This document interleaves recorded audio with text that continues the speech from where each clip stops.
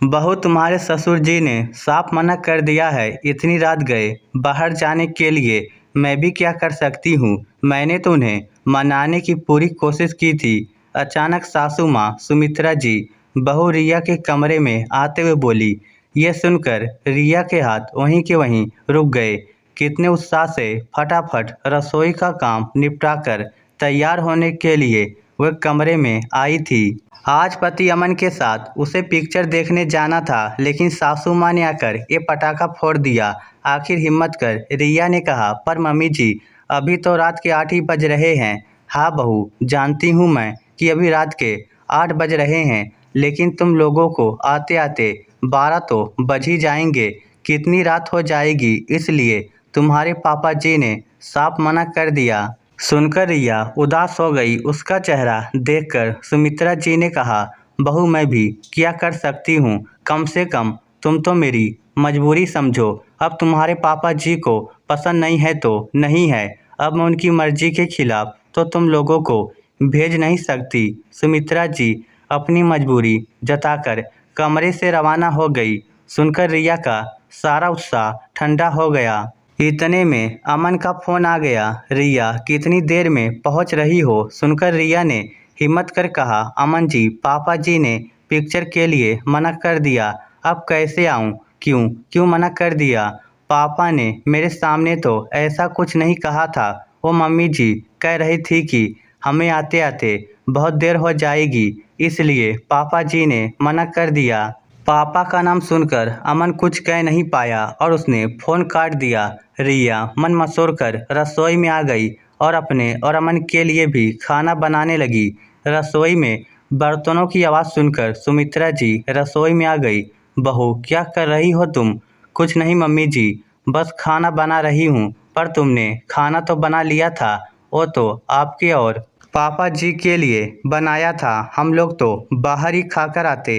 अब हम लोग कहीं नहीं जा रहे तो हमारे लिए भी तो खाना बनाना पड़ेगा ना। सचमुच बहू, मुझे बहुत बुरा लग रहा है तुम लोगों के लिए, लेकिन मैं कर भी क्या सकती हूँ। तुम्हारे पापा जी इतने जिद्दी हैं ना कि अगर उनकी बात पूरी नहीं होती तो बहुत गुस्सा हो जाते हैं। फिर उनका गुस्सा संभालना बहुत मुश्किल हो जाता है, इसलिए मैं तो उनके गुस्से से दूर ही रहती हूँ। मैं ही जानती हूँ कि मैं कैसे रहती हूँ इस घर में। सुमित्रा जी ने कहा। सुनकर रिया को भी सुमित्रा जी से बड़ी हमदर्दी होने लगी थी। कैसे रहती होंगी मम्मी जी इस घर में, जहाँ कुछ भी अपना मन का नहीं कर सकते थे। रिया और अमन की शादी को 3 महीने हो चुके थे और इन 3 महीनों में उसने अपने ससुर की दादागिरी बहुत अच्छे से देखी थी। यह शायद देखी नहीं थी, सुनी थी। शादी के चौथे दिन जब अमन और रिया हनीमून के लिए रवाना होने वाले थे, तब रिया ने अपने हिसाब से पैकिंग करते समय वेस्टर्न ड्रेस रखे थे। जाने से पहले सुमित्रा जी उसके कमरे में आई और रिया को सूट पहने देखकर बोली, बहू ये तुमने सूट क्यों पहन लिया। तुम्हें पता है तुम्हारे पापा जी को ये बिल्कुल पसंद नहीं है। पर मम्मी जी, वो हमें ट्रेन में सफ़र करना है, ऊपर से हमें ऊपर वाली बर्थ मिली है, इसलिए मैंने सूट पहन लिया। ये कंफर्टेबल रहेगा। रिया ने जवाब दिया। बहू, मैं जानती हूँ कि सूट बहुत कंफर्टेबल रहता है, पर मैं भी क्या करूँ। तुम्हारे पापा जी का कहना है कि बहू तो साड़ी में ही अच्छी लगती है। उन्होंने तो मुझे ये कहकर तुम्हारे कमरे में भेजा है कि एक बार तुम्हारा सामान चेक कर लूं कि तुम ढंग के कपड़े रख कर ले जा रही हो या नहीं। क्या है ना कि आजकल की युवा पीढ़ी हर जगह अपने फोटोज स्टेटस डालती रहती हैं। कोई तुम्हें ऐसे वैसे कपड़ों में देखेगा तो 2 बातें बनाएंगे, जो तुम्हारे पापा जी को बिल्कुल पसंद नहीं। इसलिए मैं तो यहाँ तुम्हारा सामान चेक करने आई थी, वरना मुझे क्या परेशानी थी कि तुम सूट पहनो या साड़ी। सुमित्रा जी की बात सुनकर रिया हैरान रह गई। भला कोई नई नवेली दुल्हन का सामान इस तरह से चेक करता है। पर फिर सुमित्रा जी बोली, बहू मैं ये सब करना नहीं चाहती, पर तुम मेरी मजबूरी को समझो।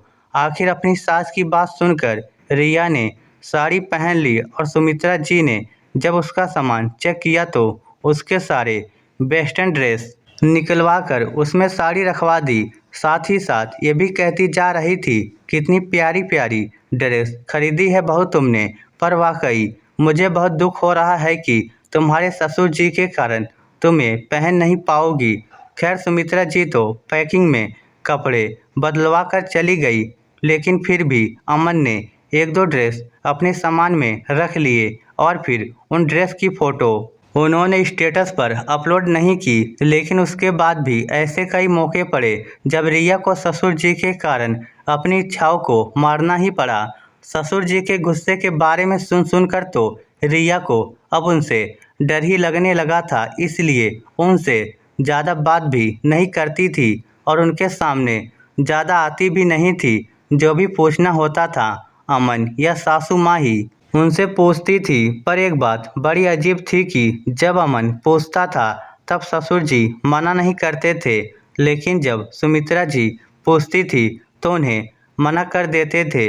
ये बात रिया को समझ में नहीं आती थी। जैसा कि आज हुआ, जब अमन ने सुबह अपने पापा से पूछा था तो उन्होंने बड़ी खुशी खुशी उन दोनों को पिक्चर जाने के लिए हाँ कर दी थी।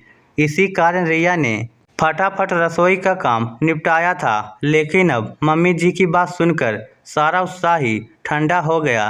ससुर जी का ये दोगला व्यवहार देखकर उसे बड़ा आश्चर्य होता था। तभी रिया के मोबाइल की रिंग सुनाई दी। वो अपने कमरे में मोबाइल लेने गई तो अमन का फ़ोन था। उसने फ़ोन उठाया तो अमन ने कहा, रिया मैं कब से पापा को फ़ोन लगा रहा हूँ, रिंग जा रही है लेकिन कोई उठा नहीं रहा है। शायद उनके फ़ोन की वॉल्यूम बंद है। एक बार तुम उनसे बात करा दो, मैं पापा से पिक्चर के लिए पूछता हूँ।